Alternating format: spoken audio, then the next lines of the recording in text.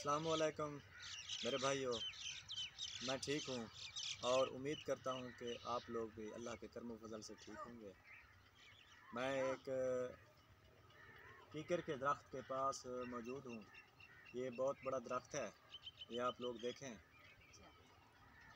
और इसके फ़वाद भी आप लोग जानते हैं। ये पूरी दुनिया में मशहूर होते हैं।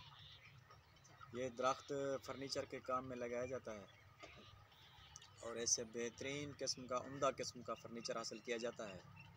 ये साख्त के लिहाज से बहुत ही मज़बूत पौधा होता है और आप लोग, शायद आप लोगों में से किसी ने ना देखा हो, ये पौधा जो है कीकर का पौधा है। इसको उर्दू में कीकर बोलते हैं, सराइकी में भी इसको कीकर बोलते हैं और इंग्लिश में भी इसको कीकर ही लिखते हैं। तो ये पौधा है, आप लोग देखें इसे। और अगर आप लोगों को मेरी ये वीडियो अच्छी लगे तो कमेंट में लाइक भी करें और कमेंट भी करें। अगर कुछ पूछना है तो कमेंट करें, अगर अच्छी लगे तो लाइक करें। अगर मेरे आप चैनल पर नए हैं तो मेरे चैनल को सब्सक्राइब करें।